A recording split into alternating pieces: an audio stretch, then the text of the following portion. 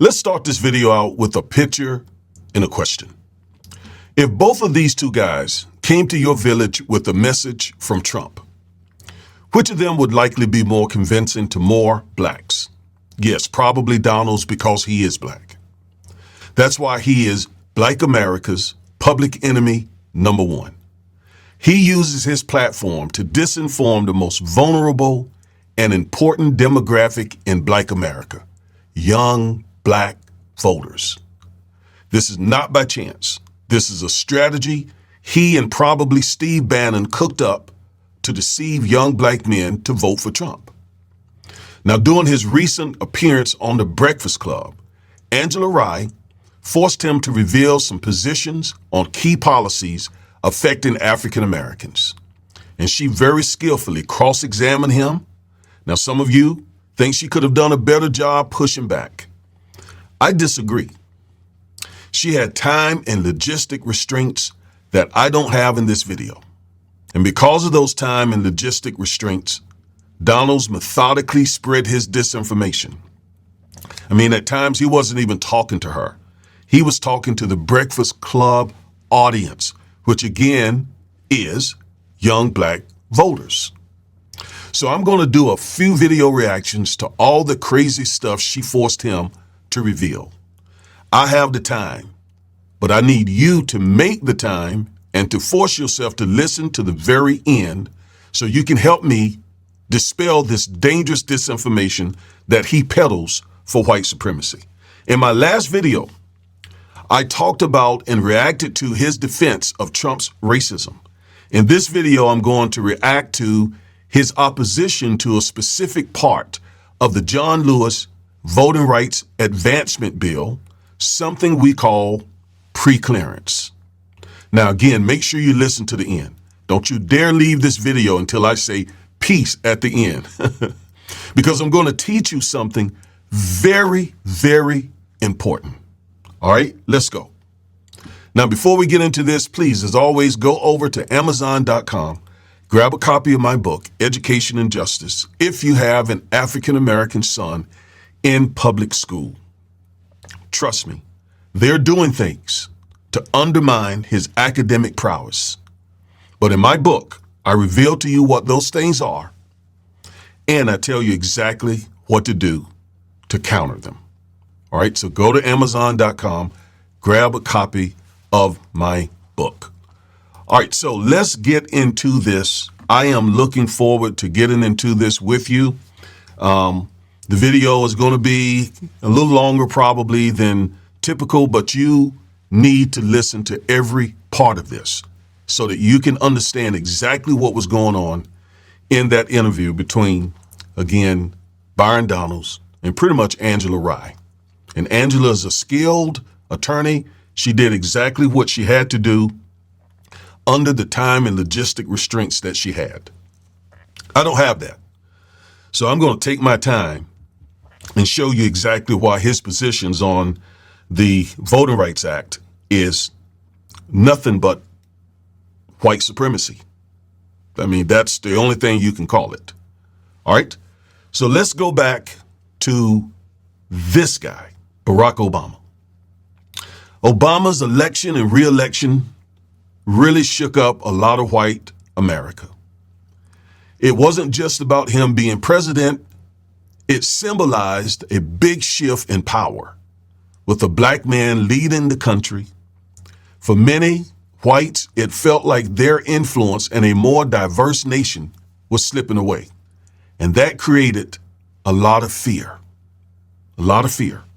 This fear fueled white backlash, as it always does, including moves to tighten voting laws to keep the status quo. That is, to keep and to preserve white supremacy.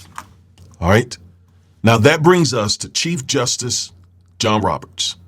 And specifically, it brings us to a case called Shelby County versus Holder, Eric Holder, who was AG during Obama's administration. So Chief Justice John Roberts, just a little bit of history, has been working all his professional life to overturn the Voting Rights Act. That is the man who has become the Chief Justice and has been the Chief Justice of the U.S. Supreme Court for several decades now. And he has always had this animus against the Voting Rights Act. Why? Because Chief Justice John Roberts is a white supremacist, and he wants to preserve white supremacy. And so do all the rest of those conservatives. Who are they? Sam Alito, Clarence Thomas, Brett Kavanaugh, Neil Gorsuch, Amy Coney Barrett. All right? All of them want to preserve white supremacy. Even Clarence Thomas. Make that make sense. Anyway, the Voting Rights Act came about, I need to explain this to you. The Voting Rights Act came about as a result of the 15th Amendment. Once slavery was abolished by the 13th Amendment, and remember we received citizenship and due process rights and equal protection rights as a result of the 14th Amendment, there was also the 15th Amendment that gave the newly African-American citizens the right to vote. But it was just an amendment to the U.S. Constitution. There was really no enforcement mechanism. And so from 1865, after African Americans had become citizens and slavery had been abolished, to 1965, 100 years later, Southern whites in this nation pretty much kept black people from voting by using things like poll taxes. So black Americans, when they walked up to vote, they had to pay a tax. Or they would use stuff like literacy tests. In other words, black Americans had to take a literacy test. For example, they may have had to recite the U.S. Constitution. Nobody could do that just right off the cuff, right? So these were some of the ways, and of course there was violence and so forth, lynching and all of that if blacks tried to vote. So although there was the 15th Amendment, it pretty much meant nothing because Southern whites did all sorts of things to prevent black people from voting. All right, so now fast forward to 1965. Lyndon Baines Johnson signed into law the Voting Rights Act. And the Voting Rights Act protected and gave the government enforcement power to go after states that tried to keep black people from voting. And it was the Voting Rights Act that was the subject of the Shelby County versus Holder case, where the U.S. Supreme Court essentially gutted a key provision of the Voting Rights Act. What provision was that? It was the provision that required Southern states to get pre-clearance or pre-approval before they made any changes to their voting laws. So after the Supreme Court basically gutted the Voting Rights Act, it was up to Congress to fix it, right? It was up to Congress to make the Voting Rights Act effective again. And the way Congress proposed to do that was by enacting a piece of legislation named in honor of the late Congressman John Lewis. That piece of legislation is called the John Lewis Voting Rights Advancement Act. And it has been before the U.S. Congress now for a few years. It will get through the House, but then the GOP Senate will block it. Okay? Now, Angela Rye asked Byron Donalds, do you support the John Lewis Voting Rights Advancement Act? Again, remember, it is a piece of legislation to fix how the Supreme Court gutted it. In other words, once again, the Supreme Court did what?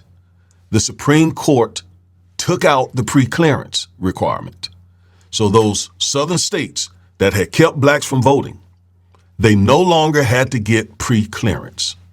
They no longer had to ask the Justice Department whether they could implement some voting policy. That was not required anymore after the Shelby County versus Holder case. So Congress voted to fix that, to require that once again, to require the pre-clearance requirement. Byron Donalds voted against it. He revealed that as a result of Angela Rye's cross-examination. And so he explained why he opposed that pre-clearance requirement. And I can't stress how important that pre-clearance requirement is. It is extremely important because it makes those states have to basically pass a test by the Justice Department before they can implement the crazy stuff that we have seen them implement now that the Shelby County versus Holder case gutted the Voting Rights Act and Congress can't get itself together and fix it. All right? As a matter of fact, right after the Shelby County versus Holder case, many states began to implement voter suppression laws just like those states had done before the Voting Rights Act. All right? I mean, we've been dealing with the same mess for many years, for decades. And here Byron Donalds is definitely on the side of white supremacists. All right, now, here are the things that he said during that interview about pre-clearance. Let's go back to the other screen. He said, specific to the John Lewis Voting Rights Act, the reason why I did not vote for that bill is because that bill would reinstitute what's called pre-clearance. And by the way, I'm reading this because I don't want to get a copyright strike on this video. We got a copyright notice on the previous video I did covering this interview. I don't want that to happen. We are disputing that now, and we're waiting for the determination. But I didn't want to continue to wait, right? So I'm doing this video now from the transcript, and it shows exactly what Byron Donalds said. All right. He says pre-clearance right now under federal law, really by Supreme Court precedent, is no longer the law of the land. The reason why that is because there's not been, over the last 30 years in elections, there's not been cases, or there's not been any specific cases around why you need pre-clearance in the first place, like was needed back in 1965, where you did have counties that were systematically discriminating against black people. Now, where's he getting this from? Where's he getting this logic from? He's getting it from Chief Justice John Roberts. This is precisely what Chief Justice John Roberts, who I consider to be a white supremacist, he is. And it's been his life's mission to get rid of the Voting Rights Act. Okay? His professional career started with the Reagan administration fighting the Voting Rights Act. So Byron Donalds is quoting Chief Justice John Roberts' rationale for gutting the Voting Rights Act. So let me show you that. Let's go and look at some of what Chief Justice John Roberts said in the majority opinion. He wrote, when upholding the constitutionality of the coverage formula in 1966, we concluded that it was rational in both practice and theory. Now, the coverage formula, let me explain. The Voting Rights Act has several sections. One section is called the coverage, or it contains the coverage formula, which says which states should be subject to preclearance. All right. The coverage formula, again, basically determines which states have this notorious history of interfering with black voters and their right to vote. And those states are covered based on a certain formula. And the Chief Justice is saying that formula was correct and it was good. It was rational in both practice and theory in 1966. Then he goes on to say, the formula looked to cause discriminatory test and affect low voter registration and turnout, and tailored the remedy pre-clearance to those jurisdictions exhibiting both.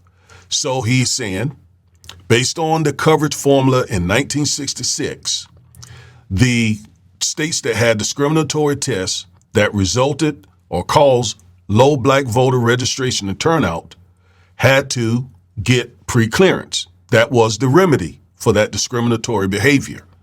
All right. So he's saying again, that was good in 1966.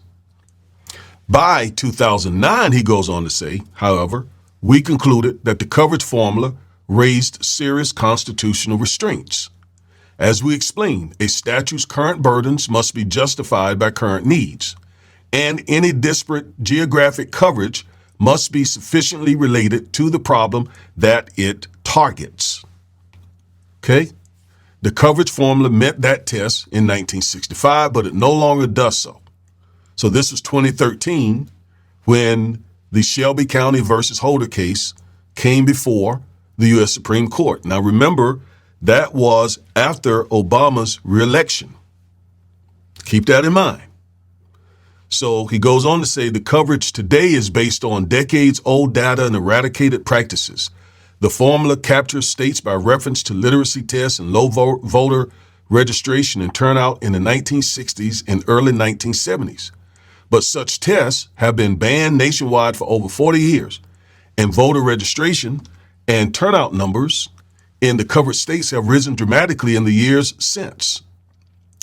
Racial disparity in those numbers was compelling evidence justifying the preclearance remedy and the coverage formula.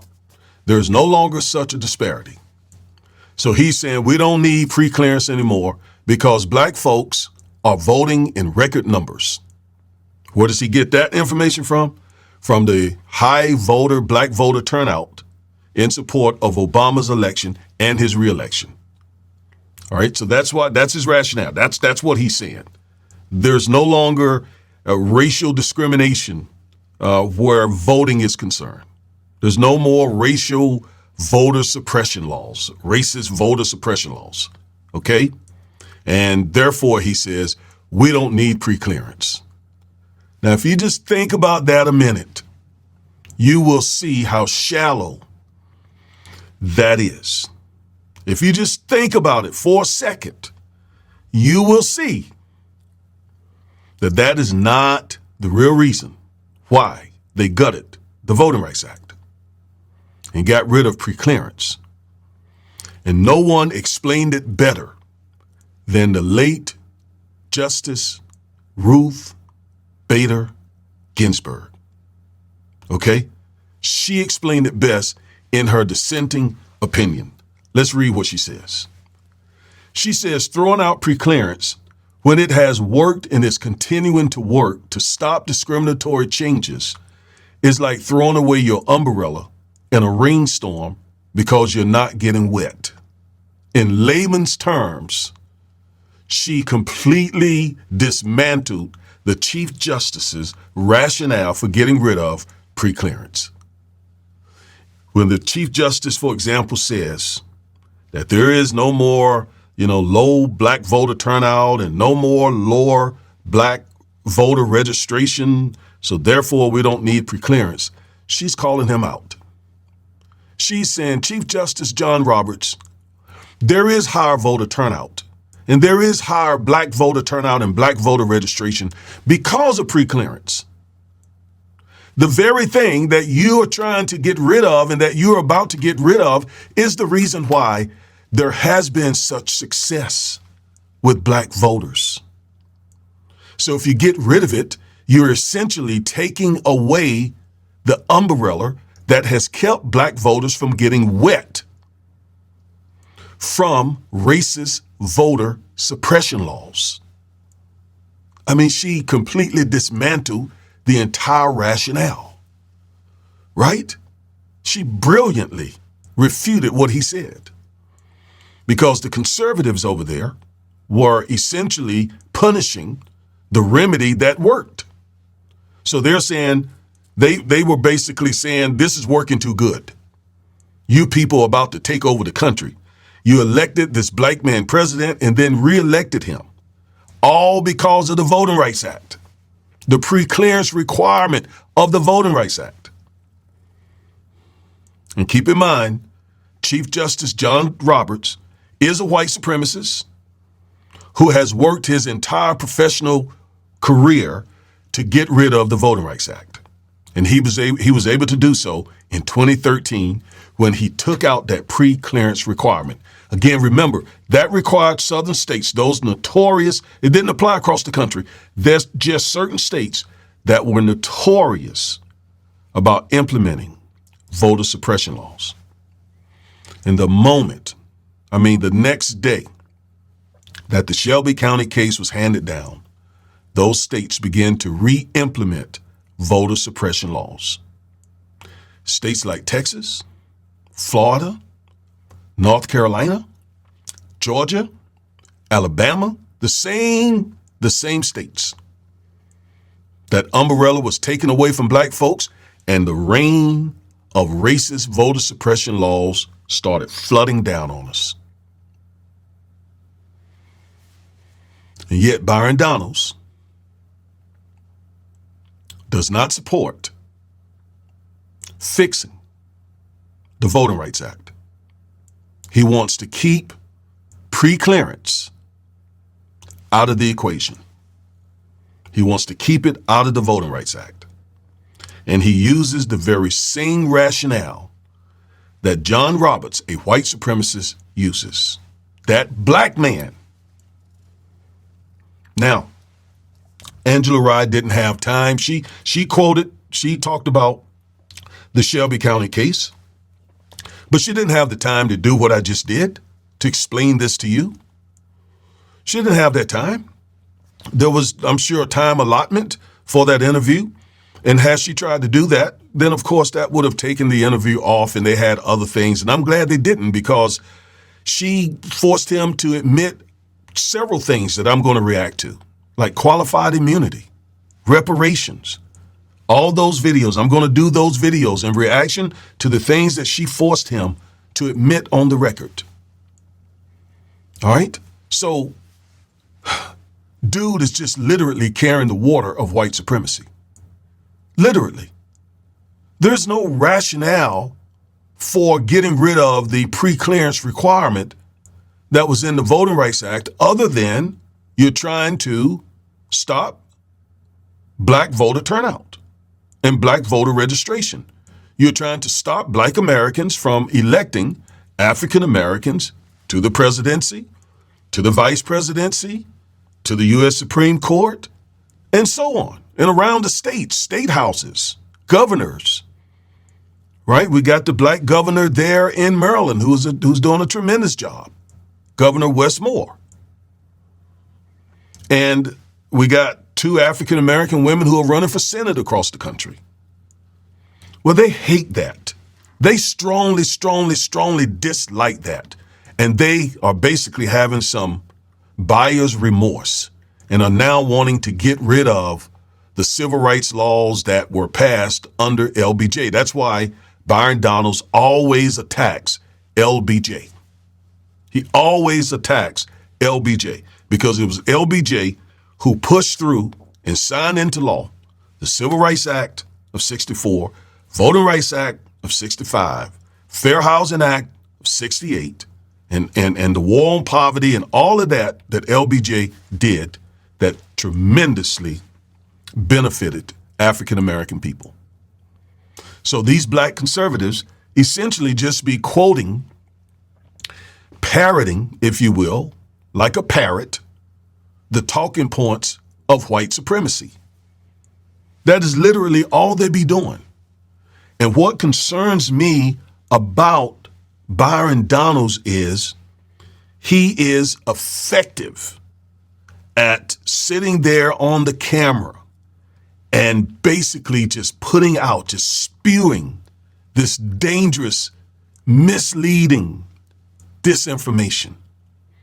And he does so to younger black voters, the next generation, who unfortunately don't have a point of reference because many of them don't know history.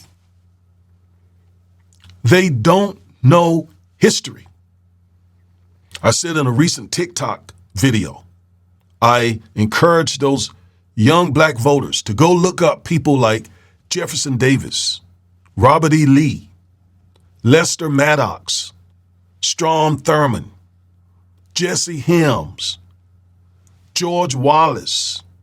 The list goes on with these white supremacists that we have been fighting for 400 years. And while they have died, as I said in a video a month or so ago, the faces have changed, but the demons, the devil is the same. So now we're fighting those same demons, yet in different people with different faces. And some of them are very skillful. And unfortunately, some of them are black, which is nothing new, by the way. We've always had these blacks who have supported and carried the water of white supremacy. It's nothing new. But we need to absolutely identify those people as public enemy number one for the African American community. And again, those people are Byron Donalds, Candace Owens, Tim Scott, and a slew of YouTubers. Some of them who purport to be pro-black. You know, I've coined the phrase pro-black imposters. That's who they are. These other ones, they don't even try to be pro-black. These black conservatives. They're just straight up, don't care if you know, supporters of white supremacy. And again, the most distressing thing about their disinformation is the fact that they are targeting young black voters, that we need to be informed and in the fight. If you think about the 60s, young black voters, young black people were working in the civil rights movement to get people registered, to get people voting. They would go down in those southern states and get beat down trying to get folks registered to vote. And today, however, a lot of these young blacks, they are completely disconnected from the movement. It greatly concerns me because when I was 18 and 19 and 20 in college, I was very much in the movement. I attended North Carolina A&T State University where the sit-ins occurred, where Reverend Jesse Jackson Sr. Went to college, where the National Guard came on our campus and shot up our buildings. So I was steeped in, I just loved and enjoyed being a part of that freedom movement.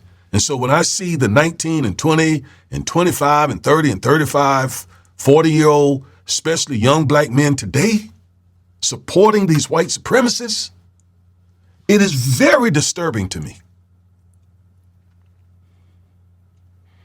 What I want to see, what I want to know is, at 62 years of age, that the generation coming behind me got this thing locked down, got this covered.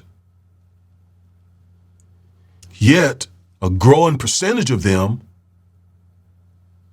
are supporting the white supremacists that we have been fighting for centuries. That's what is disturbing. And they know that. They, white supremacists, the GOP, they know that a lot of African American men are disillusioned, disconnected, frustrated. And I understand it. I'm trying to address that too. But don't get so frustrated and disillusioned and disconnected that you turn to the people who are the source of your frustration. White supremacists and white supremacy. By listening to the likes of a Byron Donalds. Those people, they profit very handsomely, carrying the water of white supremacy. There is certainly a compensation that comes with that. But there are also costs and consequences. And if we reelect, if the country reelects Donald Trump, if young black men help to reelect Donald Trump, sadly, we will experience those consequences, more of those consequences.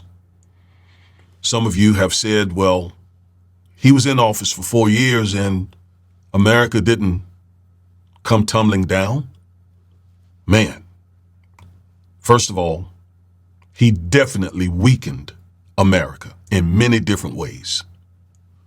And as far as we are concerned, his appointment of 3 right-wing justices to the U.S. Supreme Court was the most devastating for us as a community, because those 6 conservatives will spend the next 3 or 4 decades gutting every single thing that has caused us to progress. In other words, they're going to take the umbrellas away, not just for voting, but other areas of our life here in America. So I got some more videos coming about that Breakfast Club interview. Like I said, qualified immunity. He just spewed disinformation. Angela checked him, but he still just very shrewdly took advantage of that opportunity there on the Breakfast Club. Reparations, January 6th, etc. I got those videos coming. All right. So that's what I wanted to share with you all today about that particular aspect of that Breakfast Club interview. I dealt with Byron's defense of Trump's racism. In this video, I just dealt with why pre-clearance is so important, and he as a black man should not be in opposition to it. The next one, I think, will be about qualified immunity. All right? So, I am Attorney Augustus Corbett. Until the next time, peace.